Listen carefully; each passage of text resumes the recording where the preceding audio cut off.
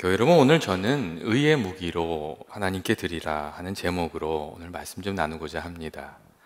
교회 여러분, 그리스도인은 어떤 존재입니까? 그리스도인은 예수님과 연합되어 살아가는 사람, 주님 안에서 살아가는 사람, 그게 그리스도인입니다.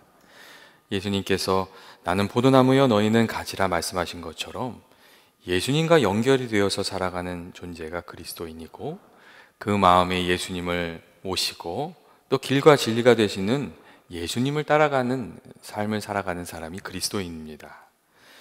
특별히 오늘 성경 말씀을 보시면 우리가 그리스도와 연합된 존재임을 의미하는 단어들이 여러 번 나옵니다. 먼저 3절 말씀을 보시면 우리가 그리스도 예수와 합하여 세례를 받았다는 말이 나오고, 또 4절에는 그의 죽으심과 합하여 라는 말이 나오고, 5절에는 부활과 같은 모양으로 연합한 자도 되리라 하는 말씀도 나옵니다. 그리고 8절에는 결론적으로 우리가 그리스도와 함께 죽었으면 함께 살 줄로 믿노니 라는 말씀도 나오고 있습니다. 다시 말하면 우리가 그리스도 안에 거하고 주님과 연결되어서 살아가면, 또 주님을 따르는 삶을 살아가면 주님과 함께 죽어도, 어려운 일을 당해도 주님이 주시는 은혜로 다시 승리하는 삶을 살게 될 것이라는 그런 말씀입니다. 그렇기 때문에 우리가 믿음 생활하는 동안에 이 주님 안에 거하고 또 주님과 연결된 존재가 되어서 살아가는 것이 참 중요합니다. 하나님의 말씀을 읽는 중에 주님과 연결이 되고, 또 시시때때로 기도하는 가운데 주님 안에서 살아가는 것, 그 삶을 우리가 좀 애써서 살아야 됩니다. 이 주님을 향하여 내려진 뿌리가 좀 깊이 뿌리 내려 있어야 우리가 좋은 열매도 맺을 수 있고, 또 진액이 넘치고 늘 이렇게 푸르름을 유지하는 믿음의 나무처럼 이렇게 살아갈 수가 있기 때문에 그렇습니다. 그리고 이렇게 살아보면 늘 주님과 동행하는 그런 분들이 주님이 주시는 복을 누리면서 살아갑니다. 그렇기 때문에 우리가 이 교회를 그냥 왔다 갔다 하는 것, 그 믿음에 만족할 것이 아니라, 어떻게 하면 우리가 좀 주님 안에서 이 믿음의 뿌리를 내리고 주님과 동행하면서 살아가는 그 믿음의 삶을 살 수 있을까? 그러니까 주님 안과 이렇게 동행하고 좀 주님 안에 거하는 그런 것에 좀 마음을 두고 이렇게 살아갈 필요가 있습니다. 또 우리가 은혜 안에 살아가려면 이 하나님의 은혜를 좀 사모하는 마음도 우리에 있어야 됩니다. 내게는 정말 하나님의 은혜가 필요하고 하나님께서 이 일을 꼭 도와주셔야 된다고 간절히 하나님의 은혜를 구하는 사람들이 하나님의 은혜를 받습니다. 물론 우리가 구하지 않아도 하나님께서 주시는 은혜가 사실 많이 있습니다. 그런데 우리가 믿음 생활하다 보면 하나님께 간구해야 열어주시는 길이 있고, 또 두드리면서 좀 씨름하듯이 기도해야 하나님께서 베풀어 주시는 은혜도 있다는 것을 알게 됩니다. 왜냐하면 하나님께서 기도하는 중에 우리가 하나님을 만나고, 또 간구하는 중에 하나님께서 베풀어 주신 은혜를 좀 깨달으면서 살아가기를 원하시기 때문에 그렇습니다. 우리가 기도 응답을 놓고 씨름하면서 기도하다 보면 때때로 바뀌어야 할 나 자신을 알게도 되고, 또 막힌 담도 열어주시고 우리의 인생의 어두운 길도 밝혀주시는 하나님의 은혜도 우리가 알게 됩니다. 그렇게 우리가 지금 하나님께 간구하면서 하나님을 알게 되는 그런 부분들이 있습니다. 그리고 또 우리가 예수님 믿고 우리가 받아 누리면서 사는 은혜도 좀 이렇게 좀 성장할 필요가 있습니다. 오늘날 많은 사람들이, 그리스도인들이 그 은혜관이 한쪽에 좀 치우쳐져 있는 그런 경향이 있습니다. 우리가 받는 은혜에는 용서받는 은혜가 있고, 또 우리가 이렇게 좀 승리하게 하시고 이기게 하시는 은혜가 있는데, 많은 이들이 용서받는 은혜에 좀 치우쳐져 있는 경우가 많이 있습니다.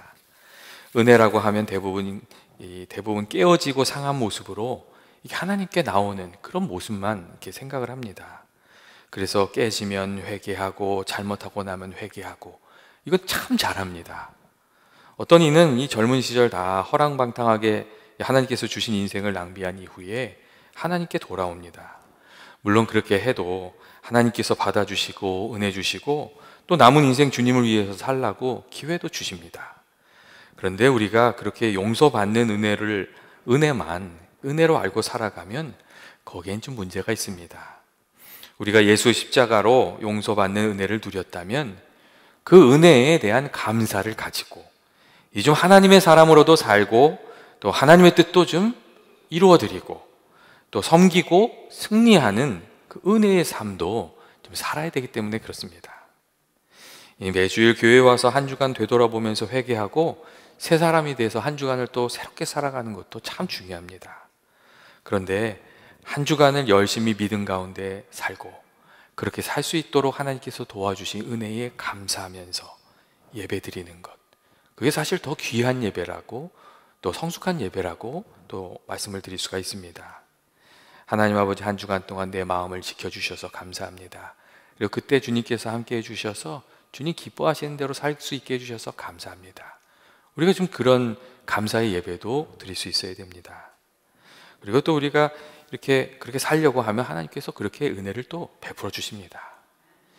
우리 인생에 이 죽기 전에 깨닫는 삼손에게 주신 그 은혜도 참 귀한 것이지만 이 다니엘과 같이 하나님 말씀대로 살기로 좀 결단하고 또 믿음으로 나아갈 때 하나님께서 베풀어 주신 은혜를 누리면서 살아가는 것, 그것도 참 중요합니다. 여러분, 다니엘이 그런 은혜를 누리면서 살지 않았습니까? 그가 뜻을 정하여 왕의 음식과 그가 마시는 포도주로 자기를 더럽히지 않기로 결정하고 나아갈 때 하나님께서 그 길을 도와주셨습니다. 환관장에게 은혜를 이렇게 받을 수 있도록 도와주셨고 또 이 다니엘과 세 친구들이 그렇게 믿음의 길 걸어갈 수 있도록 그 감독관의 마음을 움직여 주셔서 그 믿음의 길을 갈 수 있도록 도와주셨습니다. 그리고 우리가 말씀을 읽어보면 하나님께서 지혜와 명철을 그들에게 더해 주셔서 믿음의 길을 담대하게 갈 수 있도록 도와주신 것도 우리가 알 수가 있습니다. 이 다니엘과 세 친구의 삶은 단순히 회개하고 용서받으면서 살아가는 그 은혜의 삶이 아니라 뜻을 정하고 나아가고 또 그 가운데 베풀어 주신 하나님의 은혜를 체험하고 감사하면서 살아가는 그런 은혜의 삶이었습니다. 그리고 우리들도 이 다니엘과 같이 좀 뜻을 정하고 나아가는 그런 믿음의 삶이 좀 필요합니다. 주께서 내게 주신 것이 무엇인가? 내게 원하시는 것이 무엇인가? 좀 뜻을 세우고 하나님 기뻐하시는 삶을 살기로 결단하고 나아가고 또 그 일을 위해서 기도하고 하나님이 베풀어 주시는 은혜를 체험하고 그렇게 살아가는 삶이 필요합니다. 그렇다면 우리가 용서받는 은혜를 넘어서 이 승리하게 하시는 은혜를 누리면서 살아가려면 우리가 어떻게 해야 하는 것입니까? 그 첫 번째 비결은 성령의 충만함을 사모하고 성령님의 인도하심 가운데 있는 것입니다. 우리가 예수님께 도우심을 구하면 예수님께서 성령으로 우리들을 도와주십니다. 예수님께서 십자가를 지시기 전에 제자들에게 그런 말씀을 하셨습니다. 이제 예수님께서 제자들을 떠나서 아버지께로 갈 터인데 아버지께 가면 성령님을 보내주실 것이라고, 그리고 성령님께서 때를 따라서 우리를 도와주시고 인도해 주실 것이라고 그렇게 말씀하셨습니다. 그리고 누가복음 24장 49절 말씀을 보면 부활하신 예수님께서 제자들에게 너희는 위로부터 능력으로 입혀질 때까지 이 성에 머물라, 그렇게 말씀하시는 것을 우리가 읽을 수가 있습니다. 이 마가의 바락방에서 기도하는 중에 성령의 능력을 받고 충만해질 때까지 예수님께서는 기도하면서 기다리라고 그렇게 말씀하셨습니다. 그리고 예수님 말씀대로 제자들이 기도하는 중에 성령의 충만함을 힘입게 됐고 그들이 그 능력을 힘입어서 세상을 이기면서 담대하게 주님을 증거하는 사람들이 되었습니다. 여러분, 우리들도 마찬가지입니다.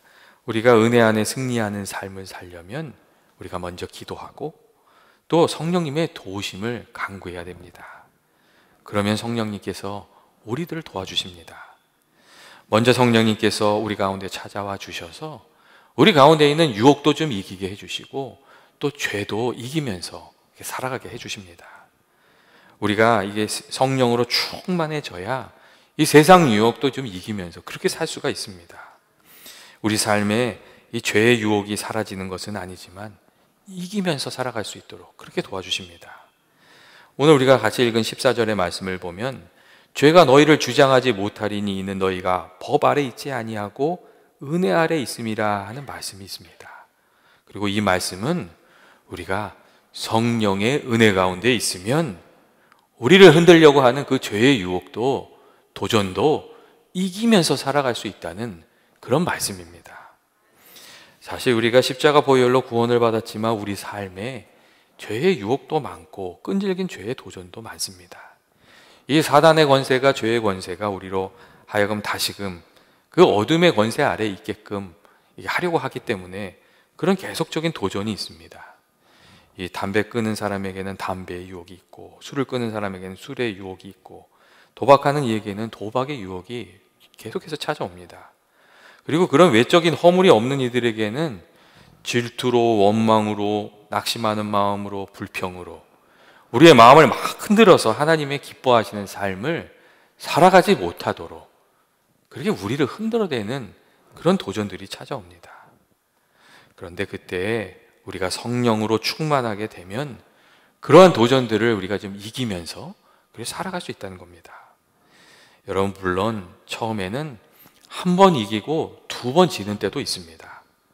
그런데 그때 포기하고 낙심하는 것이 아니라, 하나님 아버지, 제가 이렇게 부족합니다. 하나님께서 정말 나를 도와주셔야 됩니다.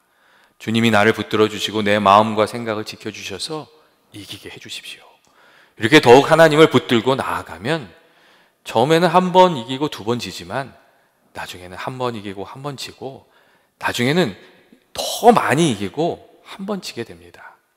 그렇게 믿음으로 계속 나아가다 보면 우리가 진짜 나중에는 정말 승리하게 되는 그런 은혜를 우리가 알게 됩니다. 그리고 이렇게 우리가 주님을 붙들고 있으면 하나님께서 넘어져도 다시 일어날 수 있는 그런 은혜를 우리에게 베풀어 주시는 겁니다. 반면에 우리가 믿음의 씨름 없이 좀 우리가 좀 변화되고 이게 좀 주님 말씀대로 살려고 하는 그런 결단이 없이 그냥 사는 대로 살면 늘 용서받는 은혜에만 머물러 있게 됩니다. 다른 사람 트집 잡는 사람은 늘 트집 잡고 또 회개하고, 또 삐딱한 사람은 늘 삐딱하고 회개하고, 유혹에 빠지는 사람은 늘 유혹에 빠져서 절망하고 회개하고, 그렇게 살아가게 됩니다. 우리가 믿음의 싸움을 하지 않으면 그냥 그렇게 살 수밖에 없습니다. 구원받는 백성이 되어서 앞으로 나아가면서 열매를 거두는 그런 믿음의 삶을 살기가 어렵습니다. 사람들 중에는 실수가 이렇게 없어야 한다는 그런 생각이 붙들려 있어서 한 번 실수하면 크게 낙심하고 절망하는 그런 사람이 있고, 또 실수하면 안 된다는 생각 때문에 도전도 못하는 그런 사람들도 있습니다. 그런데 예수님께서 우리들에게 정말 원하시는 삶은 그런 삶이 아닙니다. 비록 우리가 깨어지고 부족하지만 그래도 하나님의 은혜를 의지하면서 믿음으로 나아가는 삶, 좀 실수하더라도 다시금 일어나서 주님을 향해서 나아가는 삶, 이게 주님이 기뻐하시는 삶이고 또 우리에게 원하시는 삶입니다. 그리고 우리가 그렇게 살아가면 하나님께서 우리들의 진심을 이렇게 아시면 또 우리가 그것을 이길 수 있도록 하나님 우리를 도와주십니다. 사실 우리가 그렇게 은혜를 의지하면서 이렇게 사는 겁니다. 또한 성령님께서는 우리가 하나님의 뜻을 이루면서 또 살 수 있도록 그렇게 도와주십니다. 우리가 주님 안에 있으면 성령님께서 우리의 삶에 하나님 기뻐하시는 뜻도 깨닫게 해주시고 또 선한 길도 인도해 주십니다. 우리가 말씀을 가까이 하고 기도로 깨어 있으면 성령님께서 우리들의 마음을 이끌어 가십니다. 그리고 이 성령님께서 주시는 말씀에 우리가 순종하면서 나아가면 그 하나님의 말씀에 대한 순종이 우리의 삶을 인도하는 말씀도 되고 우리의 삶도 변화시키고 또 하나님의 선하신 뜻을 이루는 그런 말씀이 되게 해주십니다.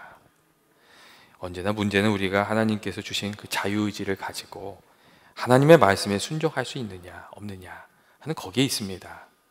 정말 하나님께서 예수 십자가의 보혈로 우리들을 그 죄에서 풀어주시고 우리에게 자유를 주셨습니다. 그리고 우리가 이 자유를 얻었기 때문에 하나님의 말씀에 순종할 수도 있고 하지 않을 수도 있습니다. 그런데 전도서에 나와 있는 말씀처럼 우리들의 선택에는 자유가 있지만 이 선택에 따른 결과에는 자유가 없다는 것을 우리가 깊이 생각을 해야 됩니다. 하나님의 뜻을 선택하면서 살아가면 하나님께서 주신 은혜를 누리면서 살아가게 되고 또 그 말씀에 어긋나는 삶을 선택하면서 살아가면 거기에 따른 열매를 거두면서 살아가게 되기 때문에 그렇습니다. 그래서 오늘 우리가 같이 읽은 말씀 13절의 말씀을 보면 이런 말씀이 있습니다. 너희 지체를 불의의 무기로 내어주지 말고 오직 너희 자신을 죽은 자 가운데서 다시 살아나신 자와 같이 하나님께 드리며, 그랬습니다. 하나님께 드리며 너희 지체를 의의 무기로 하나님께 드리라 하는 이 말씀이 있습니다. 너희 지체를 불의의 무기로 내어주지 말라는 말씀은 세상 유혹을 따라서 살지 말라는 말씀입니다. 너희 자신을 죽은 자 가운데서 다시 살아나신 자와 같이 하나님께 드리라는 말씀은 예수님처럼 살아가라는 말씀입니다. 사망 권세를 이기신 예수님께서 늘 기도하시면서 하나님의 뜻을 구하고 그 말씀에 순종하면서 살아갔던 것처럼 그렇게 살아가라는 말씀입니다.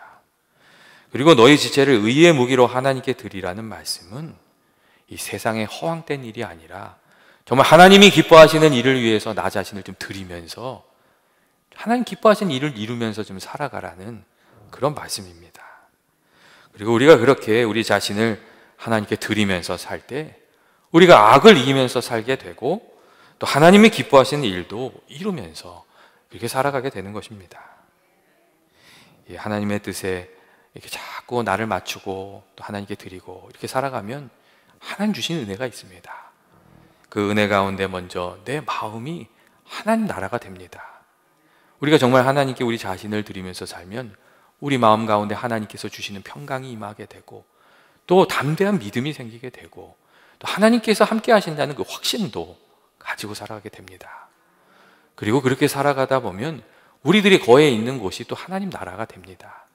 그곳에 사랑도 넘치게 되고 평강도 넘치게 되고 화해도 넘치게 되고 주님이 기뻐하시는 일도 이루어지는 그런 일들이 있습니다.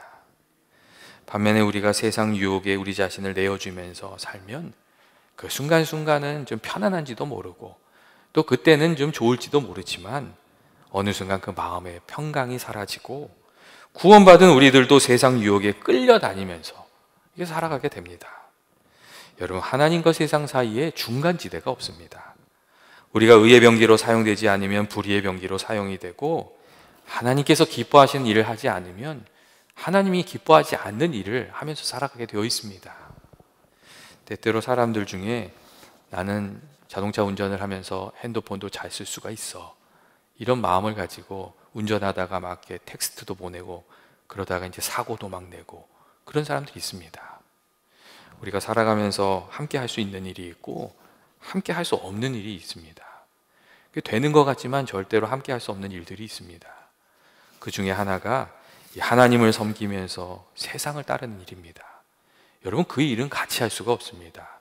그래서 예수님께서 우리 마음의 중심이 어느 쪽에 있는지 늘 분별하라고 그렇게 말씀하셨고, 갈라디아서 5장 16절 말씀을 보시면 성령을 또 쫓아서 행하라고, 그리하면 육체의 욕심을 이루지 아니하리라고 그렇게 말씀해 주셨습니다. 그리고 더 나아가서 우리가 날마다 하나님께 우리 자신을 드리면서 살 때 하나님의 도구로 붙들림을 받아서 쓰임받는 그런 삶도 우리가 살아가게 됩니다.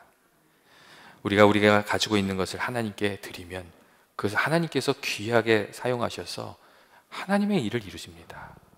우리의 입을 비난의 도구가 아니라 은혜와 말씀을 나누는 도구로 하나님께 드리고, 또 유행가를 부르는 도구가 아니라 찬송을 부르는 도구로 하나님께 드리고, 우리의 손을 죄를 위한 도구가 아니라 다른 사람을 섬김을 위한 도구로 드리고, 우리의 발을 방탕한 그 자리로 달려가게 하는 도구가 아니라 복음 전도의 자리로, 은혜의 자리로 나아가는 그런 도구로 드리면 하나님께서 우리가 하나님께 드린 것을 가지고 하나님의 귀한 일을 이루어 가십니다.